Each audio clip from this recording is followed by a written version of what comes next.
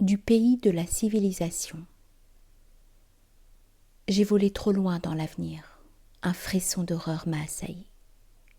Et lorsque j'ai regardé autour de moi, voici le temps était mon seul contemporain. Alors je suis retournée, fuyant en arrière, et j'allais toujours plus vite.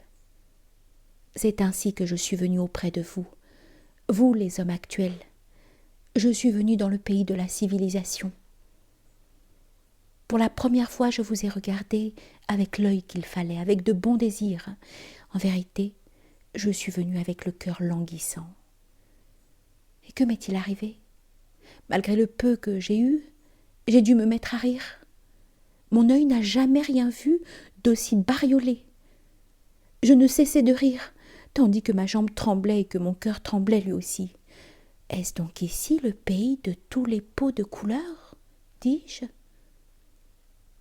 Le visage et les membres peinturlurés de 50 façons. C'est ainsi qu'à mon grand étonnement, je vous voyais assis, vous, les hommes actuels, et avec 50 miroirs autour de vous, 50 miroirs qui flattaient et imitaient votre jeu de couleurs.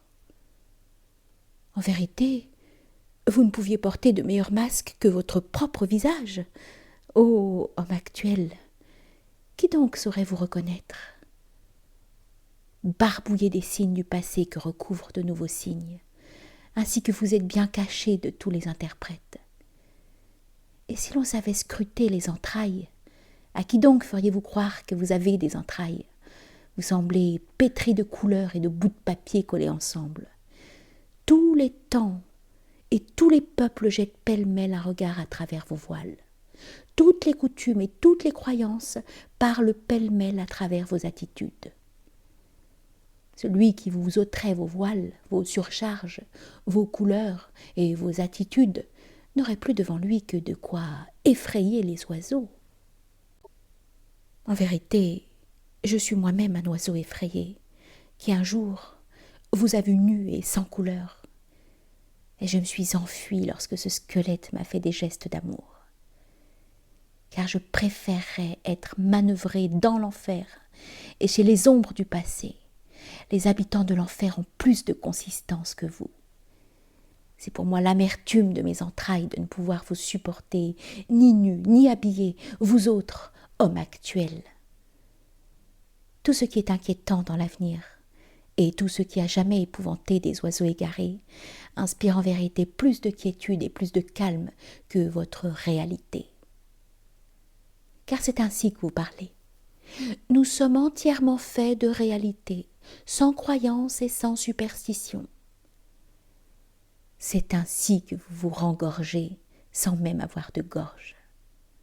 Oui, comment pourriez-vous croire, bariolé comme vous l'êtes, vous qui êtes des peintures de tout ce qui a jamais été cru?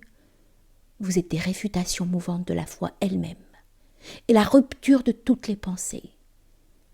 Être peu digne de foi, c'est ainsi que je vous appelle. Vous, les hommes de la réalité.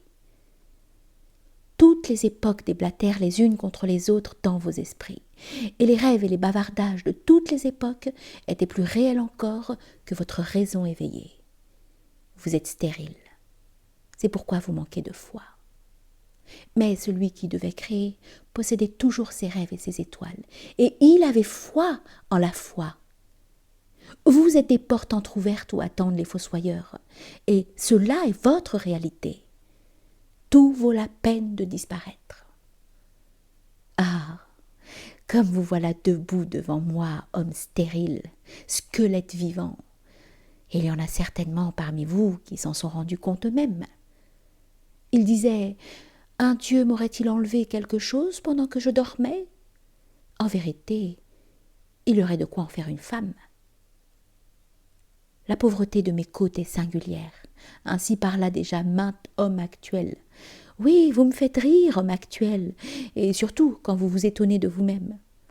Malheur à moi si je ne pouvais rire de votre étonnement, et s'il me fallait avaler tout ce que vos écuelles contiennent de répugnant. Mais je vous prends à la légère, puisque j'ai des choses lourdes à porter. Et que m'importe si des mouches se posent sur mon fardeau? En vérité, mon fardeau n'en sera pas plus lourd. et ce n'est pas de vous, mes contemporains, que me viendra la grande fatigue. Hélas, où dois-je encore monter avec mon désir? Je regarde du haut de tous les sommets pour m'enquérir de patrie et de terre natale, mais je n'en ai trouvé nulle part. Je suis errant dans toutes les villes, et à toutes les portes, je suis sur mon départ. Les hommes actuels vers qui tout à l'heure mon cœur était poussé sont maintenant pour moi des étrangers qu'excite mon rire. Je suis chassé des patries et des terres natales. Je n'aime donc plus que le pays de mes enfants, la terre inconnue parmi les mers lointaines. C'est elle que ma voile doit chercher sans cesse. Je veux me racheter auprès de mes enfants d'avoir été le fils de mes pères. Je veux racheter de tout l'avenir ce présent. Ainsi parlait Zarathustra.